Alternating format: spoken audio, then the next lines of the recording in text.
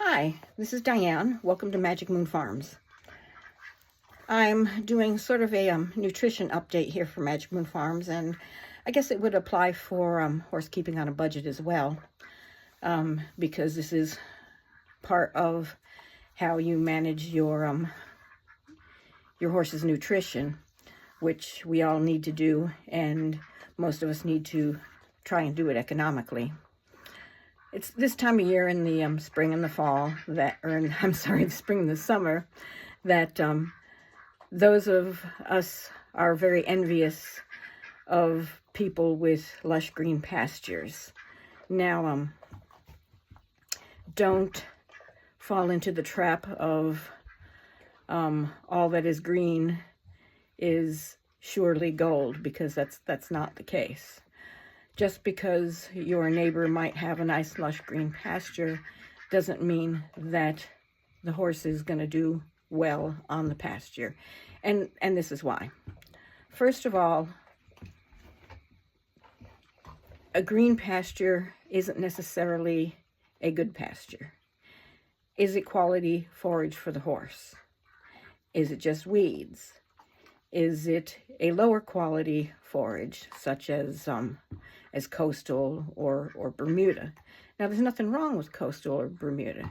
They simply don't carry quite as many nutrients as your other forages, and that's okay, because your horse is going to do okay with it. But you don't want to cut out supplementing them with the inadequate amount of grain.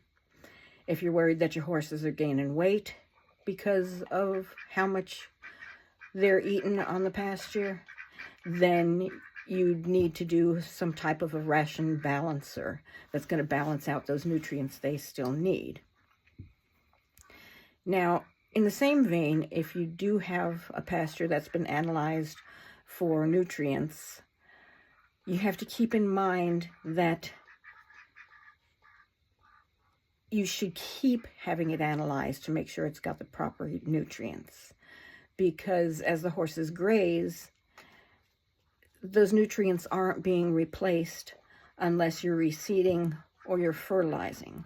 So if you are counting on your pasture to provide the nutrients your horses need, you need to test it regularly, not just once a year.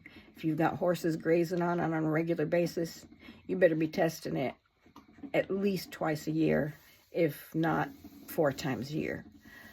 Obviously, in the winter, big deal, not much is growing anyway. But that's one of the biggest mistakes people make, cutting out the grain because, oh, they've got plenty of pasture. Yeah, they've got plenty of pasture. But does that pasture have the same kind of nutrition that they were getting in that grain? Probably not. So if you're worried about those big fat bellies that they're going to get from eating that good green pasture, make sure you give them a ration balancer, so that they're still getting the nutrients they need that they would otherwise be getting in the grain. Let's see. I think that's about all I have to update on that part of the nutrition. So don't be envious of your neighbor with a lush green pasture, because they're going to be spending extra money buying that ration balancer, so they're probably not going to be saving a whole lot. And honest, if you don't have a lush green pasture, don't beat yourself up about it, because it's a little easier for you to control your horse's intake that way. Because when you turn them out on a nice lush green pasture, they're going to graze till their heart's content, and they're going to get a little porky. And that's the other thing that you do have to worry about with those lush green pastures is the risk of founder, especially once they start porking out. It's important to keep in mind that the grass that grows during the night actually has the highest sugar content, and that is where they are going to get a higher risk of developing founder. So you got to keep that in mind too. Having that green pasture isn't necessarily a godsend.